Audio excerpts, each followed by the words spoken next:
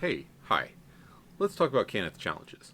So every day you can talk to the NPC Karaya and pick up a challenge token. Each of the challenges rewards ingredients upon completion that can be used at the challenge vendors. There are items that range from so-so to amazing.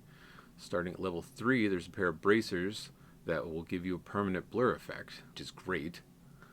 So each of the mansions behind the door, moving targets, and picture portals all require that you go in, kill enemies, smash breakables in order to get crests. You use the crest to unlock doors, which allow you to explore further into the mansion. The objectives of Dr. Rushmore's mansion, pretty straightforward. The first objective is that you have to kill one boss. After you have at least one boss killed, you are guaranteed to get ingredients when your time runs out. But you can further kill all 5 bosses for another star. Each of the bosses actually gives a large chunk of ingredients, so it's worthwhile to seek them out. You get another star for opening all the doors, of which there are 16. Every time you open a door, your time increases by 2 minutes. So no matter what time it says on the entrance, here it says 13 minutes. That's not true. After you open another 16 doors with 2 minutes each, that's 32 more minutes. That means that's a 45-minute run. And even if you don't need all 45 minutes, you don't want to exit out early because you won't get anything. So you end up just standing around at the end sometimes. Or you just go around and you kill more guys because they will respawn, and that will increase the amount of ingredients that you earn. After those first 3 objectives that I mentioned, they all share those first 3 objectives. There's also killing the mother of the nest. There's doing a floor tile puzzle. There's activating every portrait. There's not letting guys go through the teleporters. There's selling time back to the foreman, which is actually really nice. Especially if you finish early and you have a bunch of time, you can actually end that one pretty quick. Oh, and there's one, moving targets, where the bosses will actually move around the mansion, and one of the objectives is to catch one of them in the bathroom and kill them there, which is pretty silly. So the lava caves, circles of power, colossal crystal, times money. These don't increase in time like the mansion does. This one says it takes 20 minutes, and it's going to take 20 minutes, and that's just it. There is one that's called times money, where you can start selling your ingredients back to the foreman and get more time, but that's sort of limited. You'll figure that out. In this one, you are working with the foreman, who is a kobold, and you are sending out kobolds to collect crystals in this giant map. The crystals directly translate to the ingredients that you earn. You set down torches, the kobolds follow the torches, they pick up crystals, they return them to the foreman, and you win. Do you want to keep them safe? They're working for you. There's other objectives like setting out and finding a specific giant to kill, collecting just these orbs that are just floating around, getting way over the amount that is the initial amount. In the lava caves, the first star objective is always going to be getting a certain amount of quota, meeting a quota of crystals. So you're going to have to send the kobolds out at least far enough to reach quota in order to get ingredients. After that, get more crystals. Even if you decide that you're not worried about XP or favor and you just want ingredients, it's always going to come back to just getting as many crystals as possible. And so you can sort of focus on that within these challenges. It is fun to actually go for the stars, but really this one is a real easy way to get ingredients, especially time is money, because time is money starts out as 5 minutes, and if it's a bad map, if it's an RNG bad map, you can just let that 5 minutes run out and like come back and run it again. And if it's a good map, then you can buy more time and basically like earn much more than you would otherwise. It is the most time effective challenge for earning materials, which is important because these materials can be used not just for the items that you make, but also you can buy guild renowned potions, you can buy XP potions.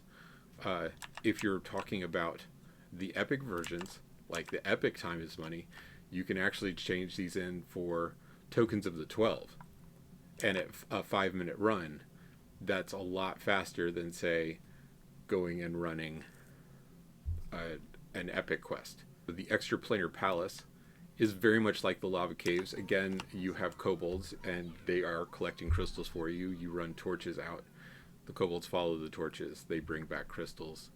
This is the only one that has all 3 of its heroics as epics, because even the lowest level one starts pretty high relative to the others. Then up on the top level of House Cannith, we have Kobold Island.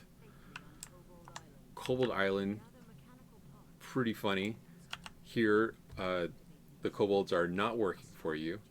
They have set up small little tribes all across this island and stolen shiny machine parts out of the extractors.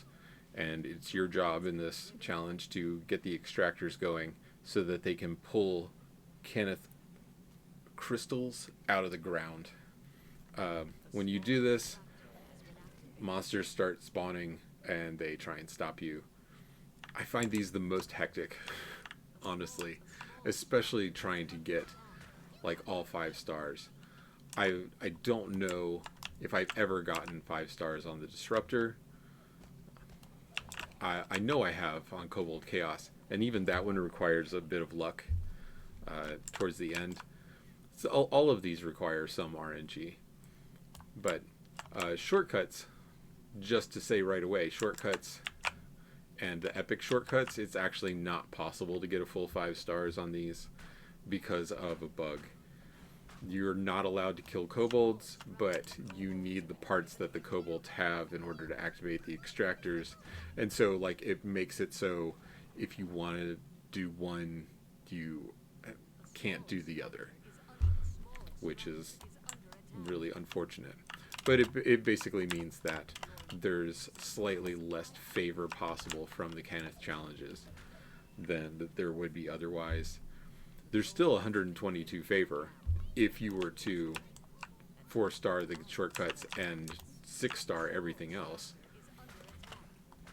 I think if I were going to run these and I were trying to maximize ingredients and favor and XP, I would come into the challenges at level 10 and I would run all of the ones that cap out at level 15. And then I would come back at level 15 and I would run all of the challenges that cap out at 20. And then I would come back at 21 and do all of the epics that cap out at 25. If some of the challenges are giving you a hard time and you're having an easier time with others of the challenges, there is a trade system that you can use where you can swap 20 for 10 on some of these resources. And some of them really are easier than others, I would say. I would probably much rather, just because I know my way through the mansion, I can get a lot of coins. But as far as getting arrowheads, you know, maybe that's just not your bag. Truly, I think it's the ones from Kobold Chaos that I would trade most for. Running even Circles of Power in order to get talismans. Colossal Crystal. Colossal Crystal's just sort of hard also, especially if you want stars. I think if you just focus on crystals, it might be okay. But this one has a very poor return for the necromantic charms. Not going to be the easiest.